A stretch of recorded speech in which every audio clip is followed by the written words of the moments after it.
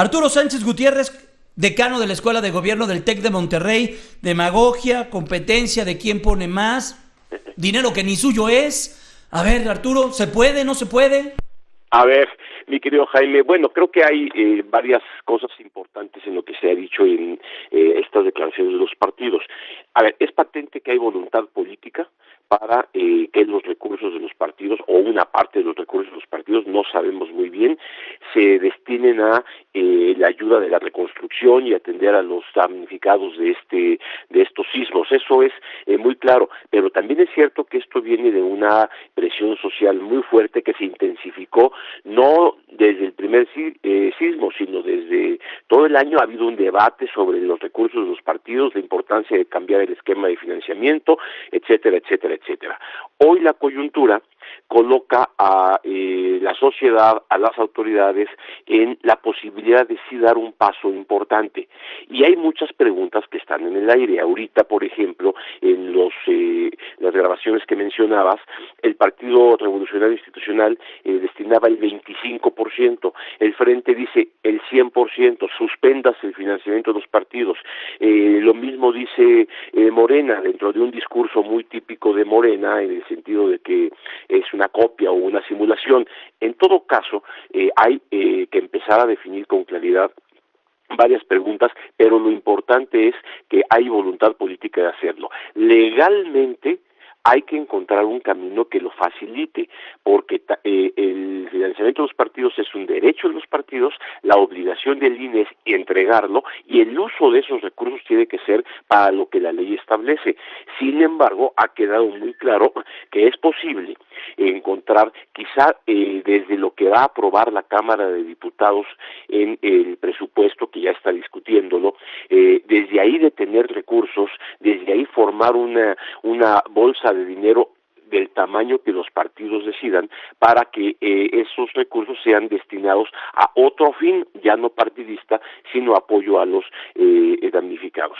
Y esto implica un debate que va a sentar un precedente importante, porque si esto hacen los partidos ahora, quiere decir que hay que repensar todo el esquema de financiamiento de los partidos, no nada más en la emergencia, sino en tiempos ordinarios. A mí me da la impresión de que algunas de las preguntas que hay que contestar es, y ponerse de acuerdo todos, porque ahí va a estar la sabiduría de estas decisiones, cuánto dinero se debe destinar, si se debe suspender al 100%, como lo plantean algunos partidos, y después cómo se va a verificar que esos recursos lleguen a la autoridad correspondiente y que esa autoridad en efecto destine los recursos a los fines que están previstos. El presidente del PRI decía, tiene que ser legal, tiene que ser transparente, tiene que ser apartidista, y esto es muy importante de que se verifique, porque finalmente, aunque vengan de los partidos políticos, los recursos no deben ser utilizados con una bandera electoral, dado que las precampañas y las campañas pues ya están a semanas de iniciar, y nadie quiere contaminar el proceso electoral con este tipo de uso de los recursos. Me parece que Héctor de Mauleón mencionaba hace unos minutos una cosa muy importante. En el 85 las varillas que veíamos en la calle eran las varillas de la corrupción. Ahora vamos a analizar qué fue lo que pasó, y en ese sentido también es importante reconocer que cualquier tipo de corrupción genera esta rabia, este coraje por parte de la ciudadanía ante el uso de los recursos. En consecuencia, bueno, qué bueno que sean los partidos los que empiezan a atender la demanda ciudadana, pero el cambio que hay que hacer es de mucho más fondo. No es nada más ahorita un porcentaje y se acabó. Hay que repensar estructuralmente cómo se financia la política en México sin dañar a la democracia misma. Y esto es quizá el reto más importante que tenemos. ¿Y se puede con un proceso electoral tan cercano? Bueno, ya estamos en pleno proceso electoral. Bueno, yo creo que ese es un poco el arranque. Quizá si los partidos toman una decisión ahorita, se ha hablado de un fideicomiso, se ha hablado de un fondo, debe haber alguien que fiscalice o que ordene o que le dé seguimiento a cómo se usaron esos recursos.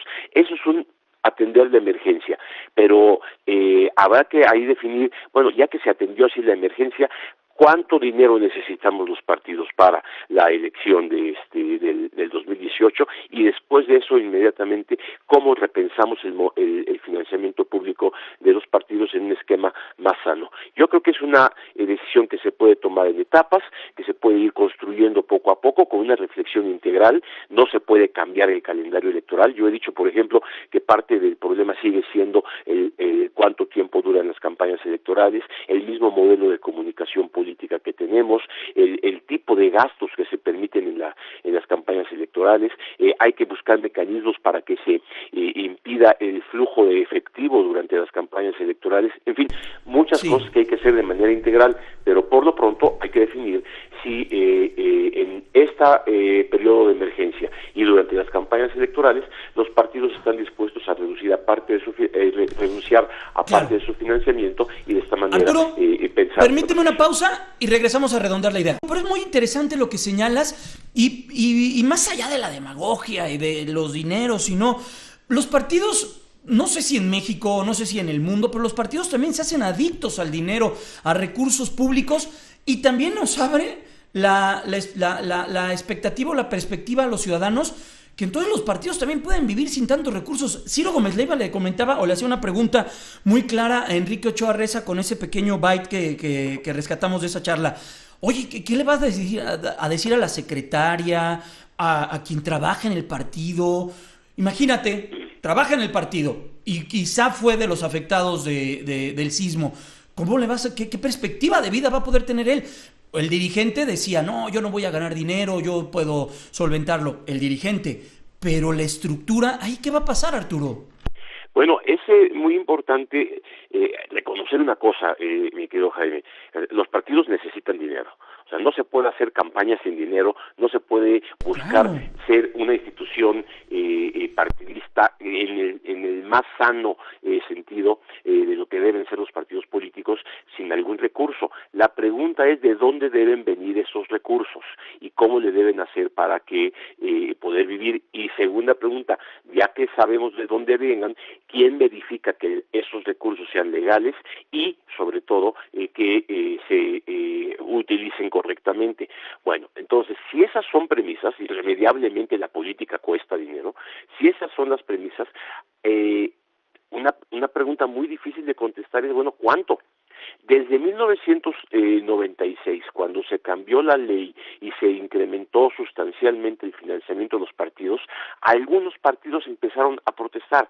El mismo Partido Acción Nacional devolvió en 1997 parte de los recursos a la Secretaría de Hacienda. El Partido de la Revolución Democrática de entonces también alegó que era mucho dinero que se les estaba dando y que iban a destinar parte de sus recursos a hacer una serie de actividades, libros de texto y ese tipo de cuestiones.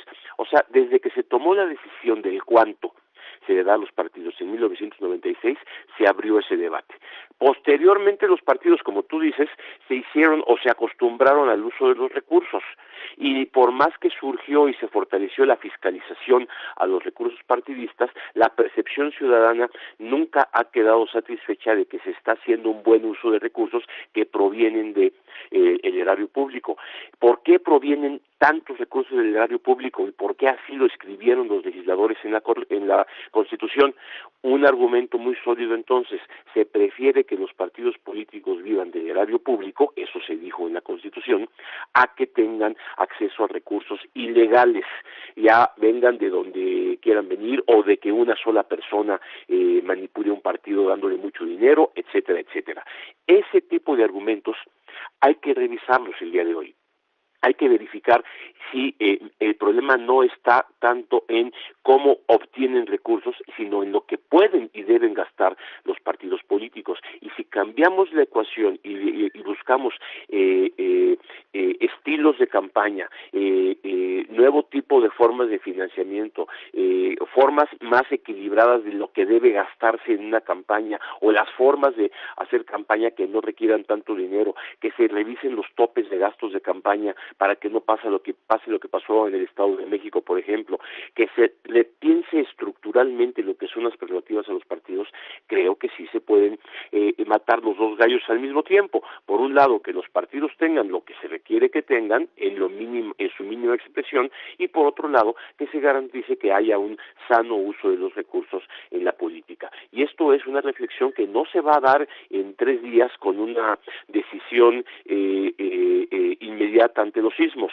Esta es una reflexión que se debe pensar en un largo o mediano plazo durante los próximos meses. Pero hoy sí es importante encontrar un mecanismo legal para que hoy mismo los partidos muestren su voluntad política de apoyar la emergencia y renunciar a determinados tipos de recursos. Arturo, entonces, ¿hoy la mesa está puesta? ¿Hoy qué podría hacer que esto no suceda?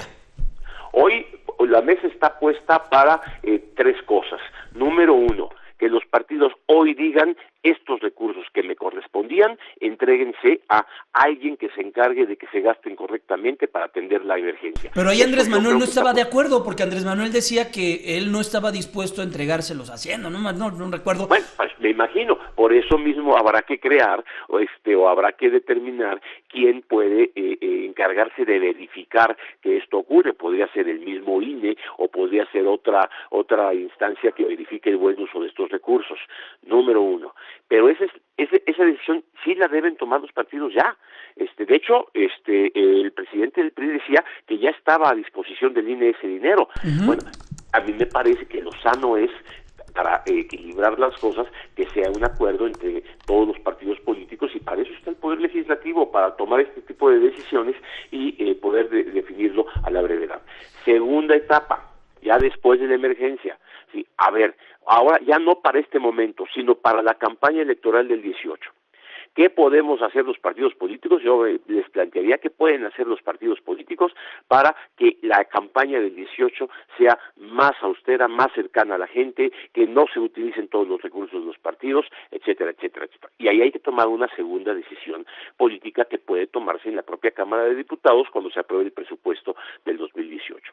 Y 3, de una vez ya empezar la reflexión integral de fondo de cómo resolver el problema del financiamiento de la política en México. Y no es nada más el financiamiento público, tiene que ver con el tamaño del financiamiento privado, tiene que ver con la duración de las campañas, tiene que ver con una serie de variables que se entrecruzan y que es necesario repensar para que las campañas cumplan su función de darle a conocer a la ciudadanía quiénes son los candidatos, pero al mismo tiempo no cuesten lo que cuestan y se haga una forma de política más cercana a la gente, que es lo que se está reclamando ahorita. Pues Arturo, muchas gracias por ayudarnos, darnos luz en este tema que sí se ve complejo por todas las aristas que tiene, pero veremos qué es lo que sucede. Ya nos comentabas, la mesa está puesta, ya hay voluntad, que es lo principal. Ahora serán, yo creo que esta semana seguramente habrá definiciones al respecto. Fuerte abrazo, Arturo, que estés muy bien. Esperemos igualmente que te haya ido muy bien también con esto del sismo, que no haya sufrido daños y que todo esté bien a tu alrededor. Fuerte abrazo, Arturo. Muchas gracias, mi querido Jaime. Saludos a todo el auditorio. Que estés muy bien, gracias.